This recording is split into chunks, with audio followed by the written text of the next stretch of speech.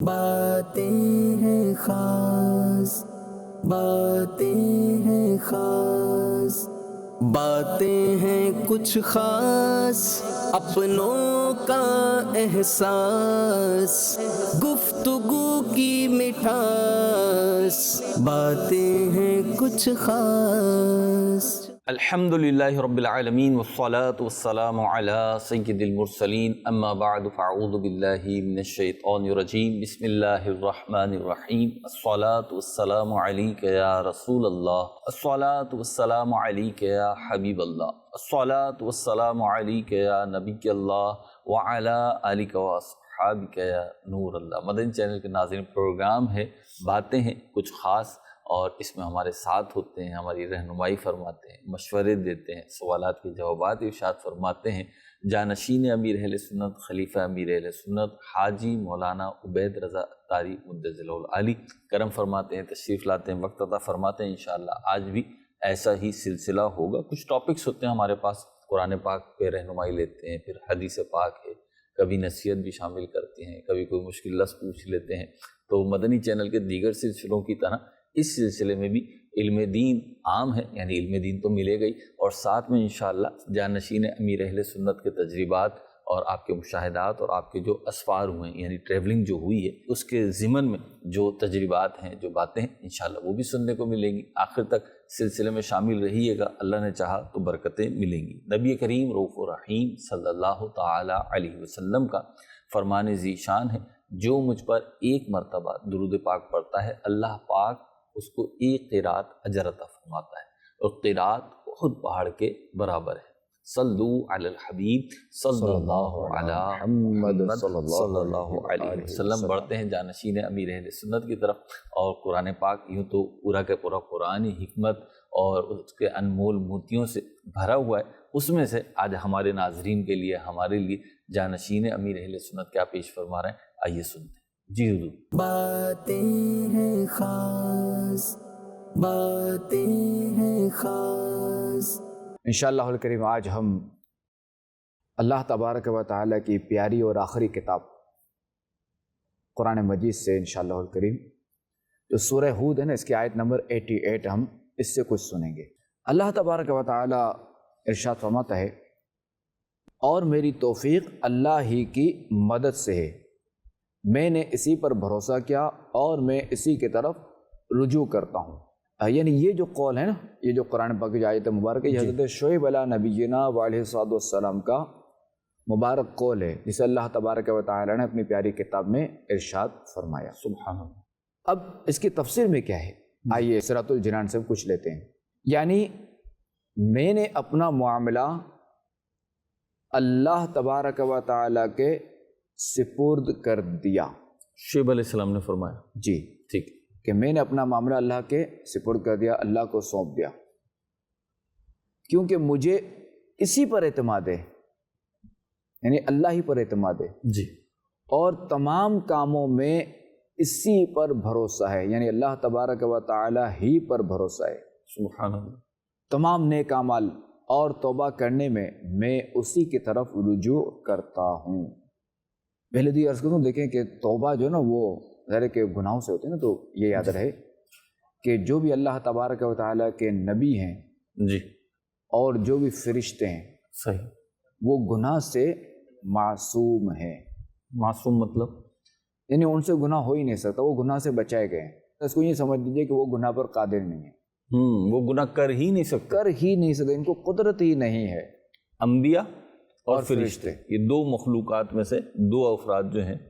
ہاں، مخلوقات جو دیکھا جائے تو ظاہر ہے کہ جاندار میں ظاہر ہے کہ دیگر بھی ہے نا، ٹھیک، جنات بھی ہیں، فرشتے بھی ہیں، انسان بھی۔ ٹھیک ہے، تو فرشتے تو تمام آ گئے صحیح، جو کہ معصوم ہیں، تمام کے تمام فرشتے، اور انسانوں میں صرف اور صرف انبیاء کرام علیہ السلام ہیں کہ جو معصوم ہیں۔ البتہ جو اولیاء کبار ہیں ان کے بارے میں آتا ہے کہ وہ ان کو اللہ تبارک تعالیٰ ان کو ہی بچاتا ہے، مگر انبیاء کرام جو ہے یہ تو ظاہر ہے کہ بالکل معصوم ہی ہیں، ان سے تو ہو ہی نہیں سکتا۔ اس کو یوں کہہ سکتے ہیں، جیسے عام فرد میں ہوں، میں اڑ نہیں سکتا، تو ایسے جیسے میں اڑنے پہ قادر نہیں ہوں، ہاں، تو ایسے انبیاء جو ہیں وہ گناہ پہ قادر نہیں ہیں، گناہ پر قادر نہیں ہے، بالکل ہاں کہہ سکتے ہیں۔ اور باہر شریعت میں جو ہے نا، چونکہ اہل سنت اہل ادب ہے نا، الحمدللہ، جہاں اللہ تبارک و تعالیٰ کی صفات کا بیان ہے، صفات باری تعالیٰ کے حوالے سے، اللہ کی صفات کا بیان ہے یا اللہ تعالیٰ کے بارے میں کیا کیا عقیدہ ہونا چاہیے، یہ حصہ پہلا حصہ ہے. تو پہلے حصے کا موضوع جو ہے نا وہ یہی کہ رب تبارک و تعالیٰ کا ہے. چونکہ جب اللہ ہی کے بارے میں کسی کا عقیدہ غلط ہوگا تو مسلمان کہاں سے رہے گا؟ ٹھیک، یعنی اللہ ہی کو جو نہیں مانتا تو اللہ کے نبی کو کہاں سے مانے گا؟ صحیح. اللہ کی مخلوق فرشتے ان کو کہاں سے مانے گا؟ اور چیزوں کو کہاں سے مانے گا؟ ٹھیک، جو اللہ کی بارگاہ کا ادب نہیں کر رہا وہ کسی اور بارگاہ کا کیسے کرے گا؟ ٹھیک ہے. جس کا اللہ پر ایمان نہیں اس کا کسی پر ایمان نہیں، اگرچہ لاکھ دعویٰ کرے. صحیح. میں جہاں تک ایمان کا معاملہ ہے تو یوں سمجھے اگر کوئی اللہ پر ایمان کا دعویٰ کرتا ہے جی اور کسی ایک نبی پر ایمان کا انکار کرتا ہے تو بھی ہاں اس سے یہی کہا جائے گا کہ اس کو اللہ پر ایمان نہیں ہے. اگر اللہ پر ایمان ہوتا جی تو وہ ہر نبی کو مانتا. ٹھیک ہے، کیونکہ اللہ نے ان پہ ایمان لانے کا فرمایا. بالکل اللہ ہی کا فرمان ہے. صحیح. اللہ کی ہر کتاب کو مانتا. صحیح.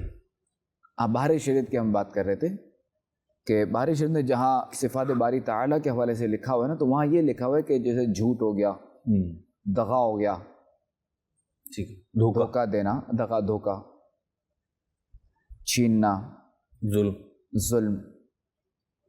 تو لکھا ہوا ہے کہ چونکہ یہ جو ہے نا یہ چیزیں جو ہے نا یہ صفات مذموم ہیں، یہ بری صفتیں ہیں. ایسا ہی. تو اللہ تعالیٰ ان چیزوں سے پاک ہے.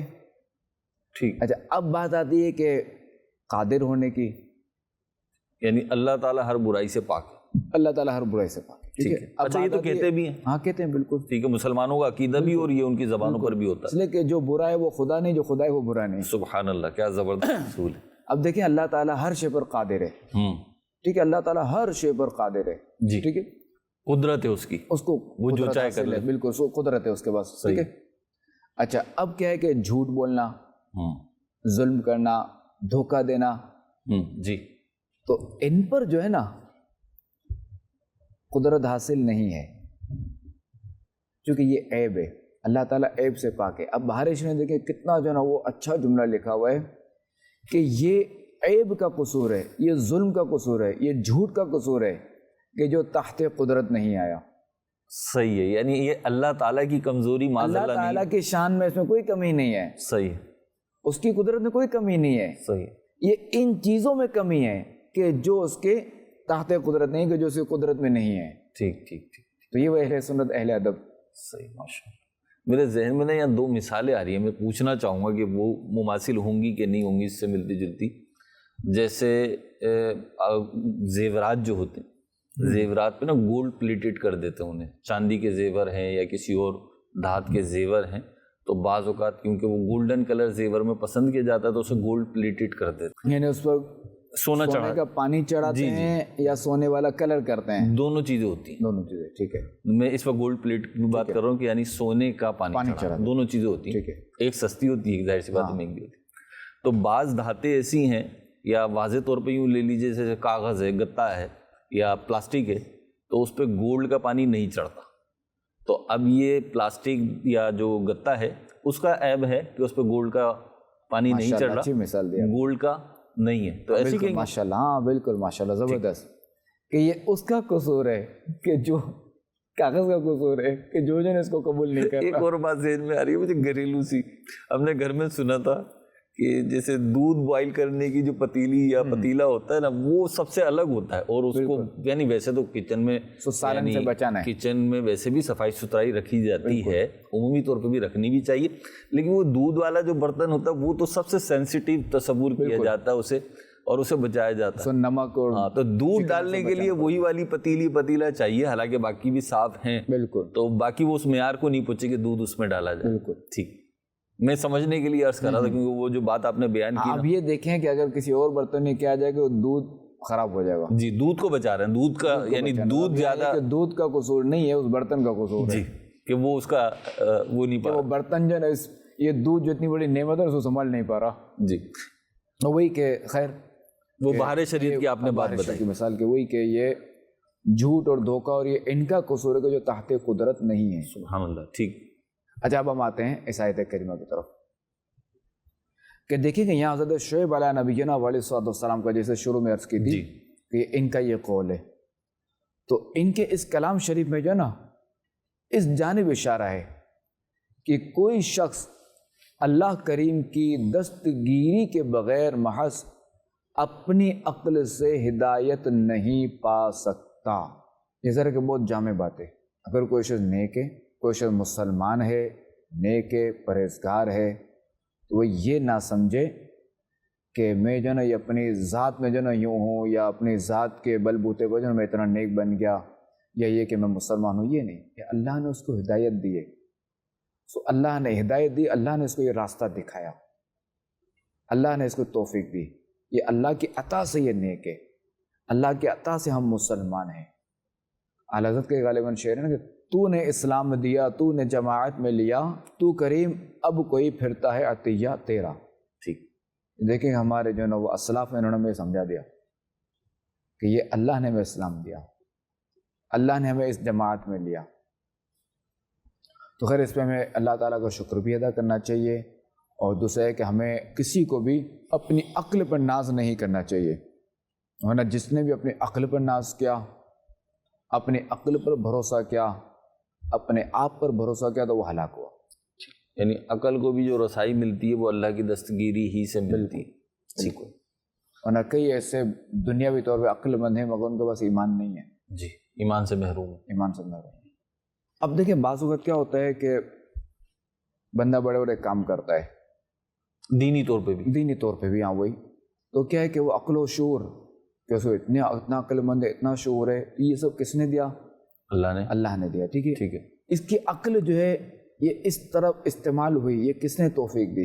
دین کی طرف استعمال، اللہ پاک کی توفیق۔ تو یہ ہے ٹھیک کہ بندہ جو بھی کرتا ہے وہ نیک کام کرتا ہے، وہ اللہ کی عطا سے کرتا ہے، حقیقت میں کامیاب وہی ہے، اور حقیقت بھی یہی ہے۔ ٹھیک، کلام الہی قرآن پاک سے ہم نے رہنمائی لی، ایک آیت اور اس کا حصہ پیش کیا گیا، اور اسے یہ مدنی پھول ہمارے سامنے ہے۔ اللہ پاک ہمیں اس پہ عمل کی توفیق عطا فرمائے۔ سیدی نبی پاک صلی اللہ علیہ وسلم کے فرامین ہم دیکھتے ہیں کہ وہ انسانیت کے لیے نجات کا باعث ہیں، کہ نبی کریم صلی اللہ علیہ وسلم کے جو فرامین ہیں اس میں سے کسی ایک کو بھی پکڑ لیں تو ایسا لگتا ہے کہ اس پہ چل کے مطلب وہ باقی ساروں کو بھی لے آتا ہے، اس کے اندر ایک خیر کا پہلو باقی ساروں کو لے آتا ہے۔ تو نبی پاک صلی اللہ علیہ وسلم کے اقوال یا احادیث میں سے آج ہمارے لیے کیا ہے؟ باتیں ہیں خاص، باتیں ہیں خاص۔ انشاءاللہ الکریم آج ہم بخاری شریف کی حدیث پاک سنتے ہیں۔ سبحان اللہ۔ فرمان خاتم النبیین صلی اللہ علیہ وآلہ وسلم، جس نے ہمارے دین میں ایسا طریقہ ایجاد کیا جس کا تعلق دین سے نہیں ہے، فَهُوَ رَدٌ، تو وہ مردود ہے۔ اللہ اکبر۔ اچھا، یہ جو حدیث پاک ہے نا، یہ ان احادیث میں سے کہ جو شریعت اسلامیہ کے بنیادی ارکان اور بنیادی اصول و ضوابط کی حیثیت رکھتی ہے۔ یعنی یہ حدیث جو ہے نا وہ جو بنیادی ارکان ہے نا، اسلام کے جو ارکان ہیں جی، اور جو اس کے اصول ہیں، جو اس کے اصول و ضوابط ہیں، تو یہ حدیث پاک جو ہے نا بنیادی ارکان اور اصول و ضوابط سے جو ہے نا یہ کیا کہتے ہیں، اس کی حیثیت رکھتی ہے شریعت اسلامیہ میں۔ یعنی اس کی اتنے یعنی اس پہ بہت ساری چیزوں کا مدار ہے، ہاں، یعنی کہ اس پر جو ہے بہت ساری چیزوں کا مدار ہے۔ ٹھیک ہے، اس پہ ڈیپینڈ کریں گی آگے احکام۔ ہاں بالکل۔ ٹھیک۔ امام یحییٰ بن شرف نبوی رحمۃ اللہ تعالی علیہ تقریباً 676 ہجری میں ان کا وصال ہوا تھا، فرماتے ہیں کہ یہ حدیث پاک اسلام کے اصولوں میں سے ایک عظیم اصول ہے، یعنی ایک بہت بڑا اصول ہے۔ ٹھیک ہے، ہم اس کی وضاحت سنتے ہیں تھوڑی سی، کہ ہر وہ نیا کام جسے عبادت سمجھا جائے، حالانکہ وہ شریعت مطہرہ کے اصولوں سے ٹکرا رہا ہو۔ نمبر ایک، یا تو یہ اصولوں سے ٹکرا رہا ہو، ٹھیک ہے، شریعت کے جو اصول ہیں ان سے ٹکرا رہا ہے۔ جی۔ اچھا، ہر وہ نیا کام جس سے عبادت سمجھا جائے، جی، حالانکہ وہ شریعت کے اصولوں سے ٹکرا رہا ہو، ایک تو یہ۔ ٹھیک ہے، دوسرا یہ کہ وہ کسی سنت سے ٹکرا رہا ہو، اور تیسرا یہ کہ وہ کسی حدیث کے مخالف ہو، ٹھیک، تو وہ کام مردود ہے، یعنی ناقبول ہونے والا اور محض باطل ہے۔ صحیح، ٹھیک ہے، ٹھیک، ایک تو ایک اصول سے ٹکرا رہا ہو، شرعی اصول سے، سنت سے ٹکرا رہا ہو یا حدیث سے، ٹھیک ہے، تو وہ مردود۔ البتہ یعنی مردود سے مراد ہے وہ قبول نہیں کیا جائے گا، قبول نہیں کیا برا ہے، برا ہے وہ، ٹھیک ہے، ٹھیک ہے۔ اچھا اس میں یہ بات یاد رکھنا ضروری ہے کہ جو چیز جی شریعت کے دلائل سے ثابت ہو جی یا دین اسلام کے اصولوں کے خلاف نہ ہو جی تو وہ مردود نہیں اور نہ ہی وہ اس حدیث پاک کے تحت داخل ہے.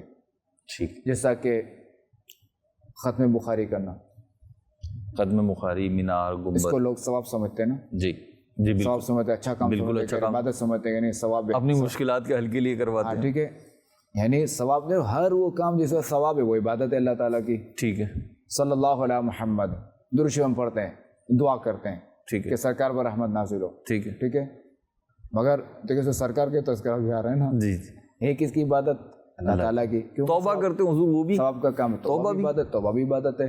دعا کے بارے میں مخل عبادت. مخل عبادت، الدعاء مخل عبادت. ٹھیک ہے. اچھا اپنے لیے دعا کر رہا ہے اور یہ عبادت بن گیا. یہ بھی عبادت. ٹھیک ہے. بالکل ٹھیک ہے. جی مدرسے بنانا اسے بھی لوگ عبادت سمجھتے ہیں. ہاں بالکل، نیکی سے سارا چندہ اسی نام پہ ہوتا ہے. ٹھیک ہے، یہ بھی عبادت ہے. اچھا قرآن شریف پر غلاف چڑھانا، قرآن شریف جلد بناتے ہیں ایک سے ایک. چڑھاتے ہیں نا. ٹھیک ہے، اس کو جو پھول اور یہ سب بناتے ہیں قرآن شریف کے، جو وہ کیا کہتے ہیں جو گتا ہوتا ہے جی جی جی بناتے ہیں نا، بائنڈنگ کرتے ہیں اس کی ساری جلد سازی جو ہوتی ہے. اس کو کیا سمجھ کے کرتے ہیں؟ اچھا سمجھ کے، عبادت سمجھ کے. جی ثواب ملے گا. ایسے ہی ہے بالکل. ٹھیک ہے، قرآن شریف کے لیے جو اچھے اچھے ریک بنائے جاتے ہیں صحیح. کہ نہیں یہ ثواب ملے گا، اللہ تعالیٰ کا پیارا کلام. ایسے ہی. یہ سب عبادت سمجھتے ہیں نا، ثواب والا کام تو جو بھی ثواب والا کام ہے وہ عبادت ہوا. ٹھیک ہے. جیسے جناب میلاد شریف کرنا جی یا کسی بھی بزرگ کا جو عرس منانا، ٹھیک ہے. اور اس میں کیا ہوتا ہے؟ فاتحہ وغیرہ پڑھا جاتا ہے، قرآن پاک کی تلاوت کی جاتی ہے، اور اس کو اور جو ہے وہ اس کا جو وہ اصالہ ثواب کیا جاتا ہے. ایسے ہی. تو یہ جو بھی ختم بخاری ہو گیا، افتتاح بخاری ہو گیا، میلاد شریف منانا یا محفل میلاد وغیرہ کرنا، یہ جو بھی ہوا، اگر ان کو ہم دیکھیں تو کسی بھی شریعت کے اصول سے یہ نہیں ٹکراتے. صحیح ہے. نہ شریعت کے اصول سے ٹکرا رہے ہیں، نہ ہی کسی حدیث سے ٹکرا رہے ہیں. ٹھیک ہے. نہ ہی کسی حدیث کے خلاف ہو رہا ہے، نہ ہی کسی سنت کے خلاف ہو رہا ہے. ٹھیک ہے. بلکہ دیکھا جائے تو ان کی اصل ثابت ہے. ٹھیک ہے، یعنی کہیں نہ کہیں مل جائے گا، اس کا اشارہ موجود ہے یا اس طرح کا کام موجود ہے. کیونکہ بخاری شریف تو دیکھیں کہ ظاہر ہے کہ وہ سرکار علیہ السلام کے جو ہے وہ دنیا سے جانے تشریف لے جانے تابعین کی بھی بات 200 سال بعد آئی. جی ٹھیک ہے، 200 سال بعد. جی جو بھی ہوا بخاری شریف لکھنے کے بعد، ہاں بخاری شریف جب مرتب ہو گئی تبھی رسالہ ظاہری کے 200 سال بعد ہوا. نہ تو یہ صحابہ کے دور میں تھا، ٹھیک ہے، نہ ہی یہ معاملہ تابعین کے دور میں تھا، اور نہ ہی تبع تابعین کے دور میں تھا. ٹھیک ہے.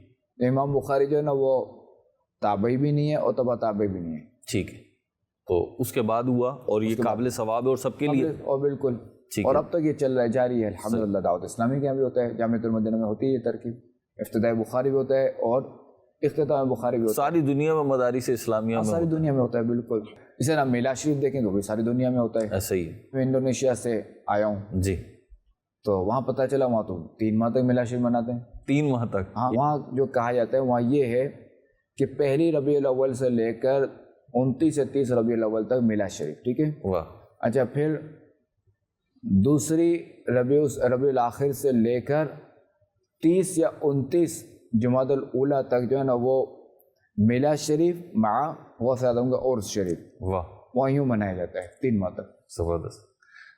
ملیشیا میں بھی یہی سنا ہے. اچھا ہمارے یہاں بھی حضرت میں کے پی کے جانا ہوا، بنو اور کوہاٹ اور پشاور بھی، تو وہاں نا ربیع الاول شریف کے بعد میرا جانا ہوا تھا، تو محافل کے پوسٹر تھے، تو 60 روزہ تو 90 روزہ محافل. تو میں نے کسی سے پوچھا اتنا بڑا پوسٹر، اس میں 90 دنوں کے نا نام لکھے ہوئے تھے، ایڈریس لکھے تھے، شمشاد صاحب کے گھر تو سراج صاحب کے گھر تو یوں لکھا ہوا تھا نا، اور کون بیان کرے گا، کون نعت خواہ ہوگا، 3 چیزیں لکھی ہوئی تھی، اور 90 میں نے تصویر کھینچی تھی پوسٹر کی. تو یہ ہمارے کے پی کے میں خیبر پختونخوا میں تو خود میں نے دیکھا ہے. تو میں نے پوچھا تو انہوں نے کہا ہمارے یہاں پورے محلے میں ہوتے ہیں، یعنی جیسے ایک گھر میں شروع ہوا نا، اب وہ کسی دوسرے میں، پھر تیسرے میں، پھر اس طریقے سے جس کو جس دن سہولتیں رکھتے ہیں، اور پھر پورا محلہ آتا ہے. ماشاءاللہ. دنیا میں کوئی ایسی شخصیت ہو جی کہ جس کا میلاد اس طرح منایا جاتا ہے، اور سارا سال ہی مناتے ہیں. سچی بات پوچھیں تو واہ. دیکھیں کہ یہ جو ہے نا چھوٹی چھوٹی باتوں پر جو ہے نا، جی میں عرض کرتا جو نا چھوٹی چھوٹی باتوں پر جو ہے نا وساوس نہیں پالنے چاہیے. صحیح. کہ یہ جو ہی معاملات ہو رہے ہیں وہ شریعت کے جو ہے نا وہ اصول و ضوابط کے مطابق ہی ہو رہے ہیں. الحمدللہ الحمدللہ، اس سے ہٹ کر نہیں ہو رہے. علماء نے جیسے بیان کیا ہے کتابوں، علماء کی سرپرستی میں ہوتے ہیں اکثر و بیشتر. بالکل ٹھیک ہے. اور بھی مثالیں موجود ہے اس کی کہ جیسے علم کی تصنیف کا کام کرنا، کتابیں چھاپنا، جی کتابیں بانٹنا، رسائل بانٹنا، یہ سب بعد میں ہی ہو رہا ہے. یہ بھی سب بعد میں ہو رہا ہے. جی بلکہ اس وقت یوں سمجھے کہ اس طرح کاغذ کی فراوانی تھی ہی نہیں. جی قرآن پاک تو چمڑے اور اس پہ لکھا جاتا تھا، مختلف ہوتا اونٹ کی کھال وغیرہ بھی لکھا جاتا تھا. حضرت علی رضی اللہ تعالیٰ عنہ نے جو سورہ فاتحہ کے حوالے سے مثال دی یا تفسیر کے حوالے سے تو فرمایا 70 کر دیتا، تو وہ کھال پہ لکھا جاتا تھا. جی تو کاغذ اس وقت نہیں تھا. ایسا ہی ہے. کاغذ آنے کے بعد بھی حضرت اگر دیکھیں تو پرنٹنگ وغیرہ جیسے آج ہو رہی ہے، جیسے ہم دیکھتے ہیں بخاری شریف کو بھی دیکھیں اور دیگر کتب احادیث کو بھی دیکھیں تو اس کے جو نسخے ملتے ہیں، اولاً جو نسخے ملتے ہیں وہ پھر یوں ہوتا ہے کہ یہ فلاں کا لکھا گیا نسخہ ہے اور یہ فلاں کا لکھا ہوا نسخہ ہے. تو وہ تو کسی کو اسی کا چھاپا ہے. یعنی ابھی وہ یہ دور نہیں تھا کہ آپ کو بخاری شریف چاہیے تو بازار میں گئے اور جناب جیسے آج کل میرا خیال ہے 4-5 ہزار روپے کا عربی نسخہ ملے گا تو وہ خرید کے لے آئے آدھے گھنٹے میں 1 گھنٹے میں. جب تو وہ پھر لکھتے تھے خود ہی، جس کو چاہیے وہ لکھتے تھے. بلکہ بعض لوگ یہ کام بھی کرتے تھے، جو اچھے خطاط تھے وہ لکھتے تھے اور لوگ ان سے اجرت پہ نسخے لکھوایا کرتے تھے. بالکل. یوں دیکھا جائے تو اب اگر کوئی کہ بھائی میں تو کیا کہ وہ صحابہ کرام کے دور میں جو نا اونٹ کی کھال پہ قرآن شریف لکھا ہے تھا، لہٰذا میں اسی پہ لکھوں گا، اسی پہ پڑھوں گا، پھر خود لکھوں گا.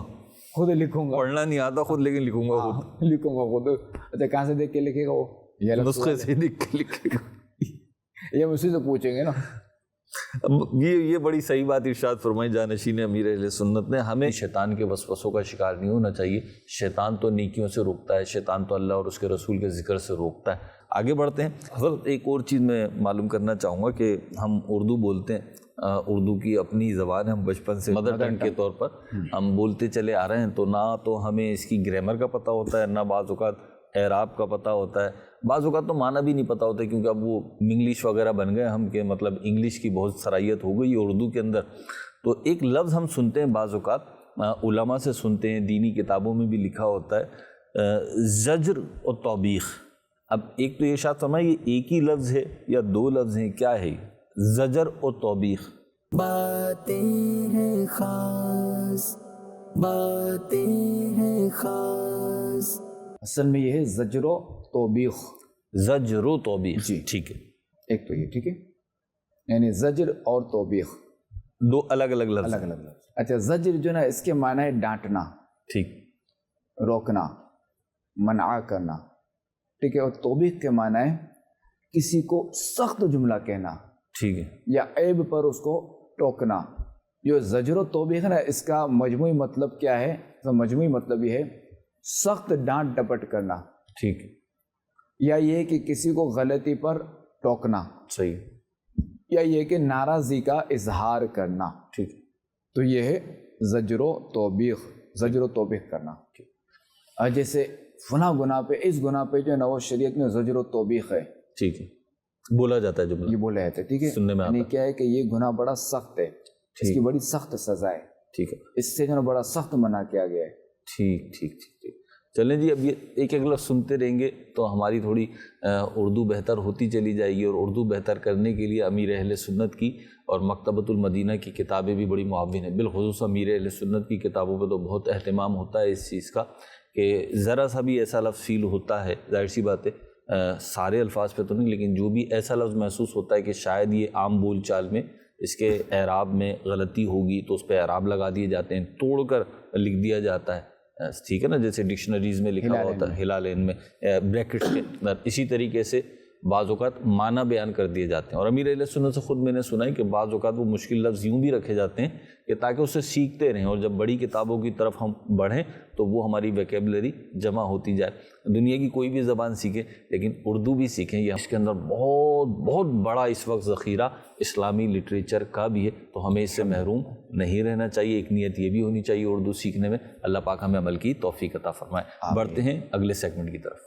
باتیں ہیں خاص، باتیں ہیں خاص.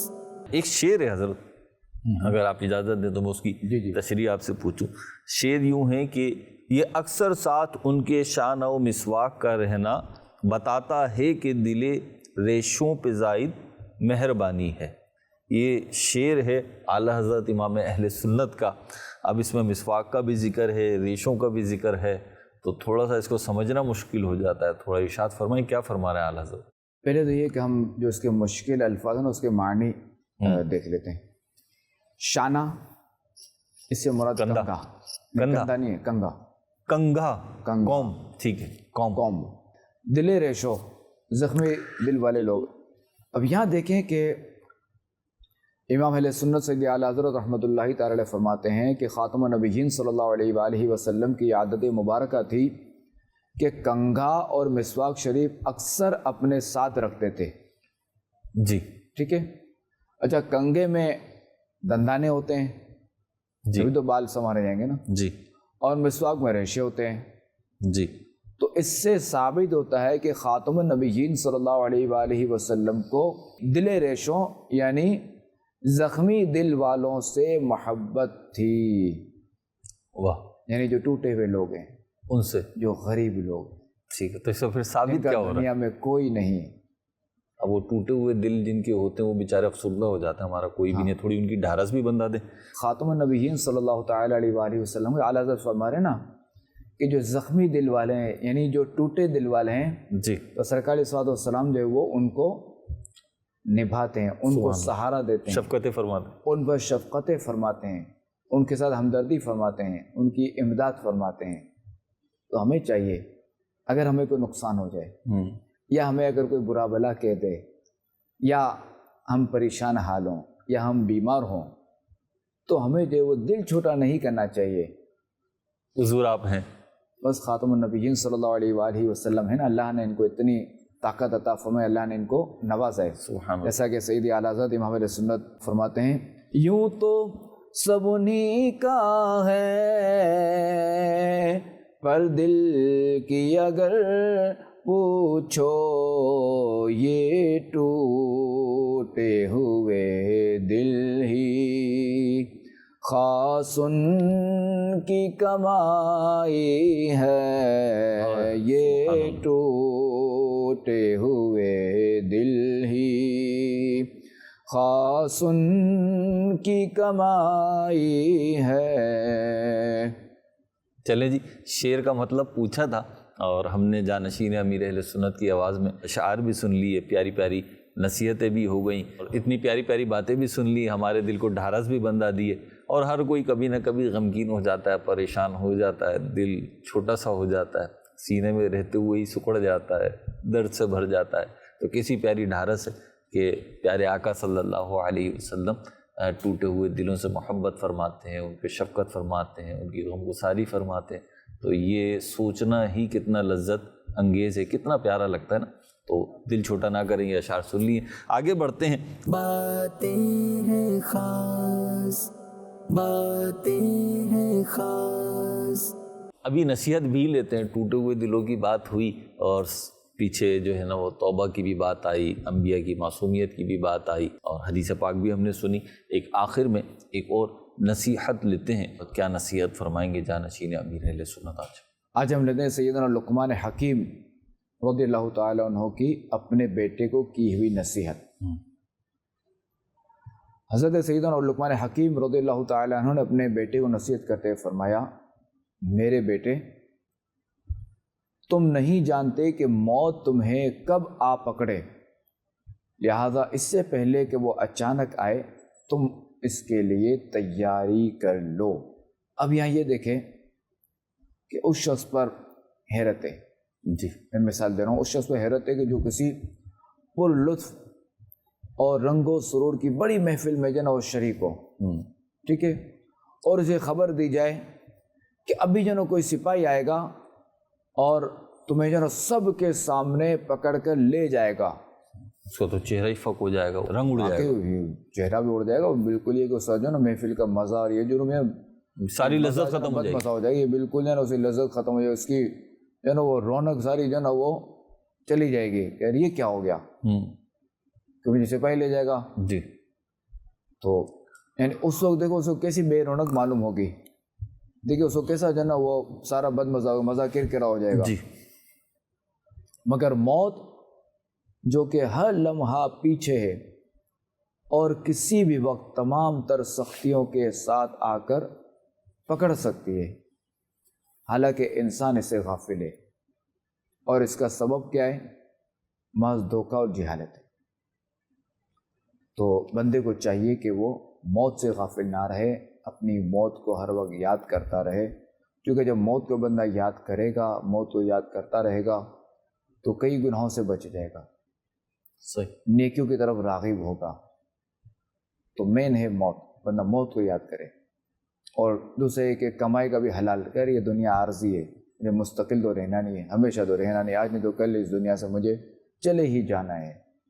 ٹھیک، تو بندہ موت کو یاد کرتا رہے، ٹھیک، اور اپنی آخرت سنوارتا رہے۔ آخرت بھی سنورے گی، دنیا بھی سنورے گی، موت کو یاد کرے گا تو انشاءاللہ کرے گا۔ اللہ پاک ہمیں توفیق عطا فرمائے کہ ہم یہ ساری باتیں یاد بھی رکھیں، ان پہ عمل بھی کریں۔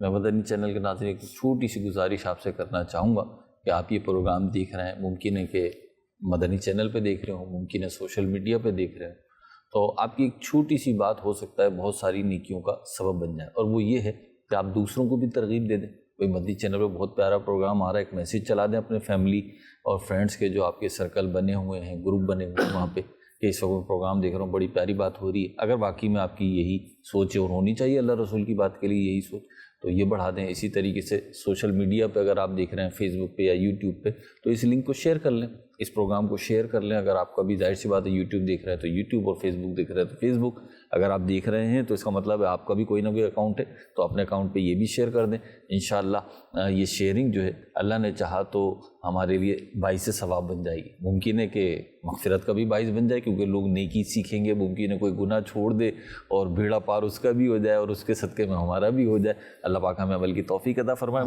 ہمارے پروگرام کا وقت ختم ہوا، انشاءاللہ نیکسٹ ایپیسوڈ میں دیگر چیزیں آپ دیکھیں گے، تب تک دیکھتے رہیے مدنی چینل۔ صلو علی الحبیب صلی اللہ علی محمد صلی اللہ علیہ وسلم۔ باتیں ہیں خاص، باتیں ہیں خاص، باتیں ہیں کچھ خاص، اپنوں کا احساس، گفتگو کی مٹھاس، باتیں ہیں کچھ خاص۔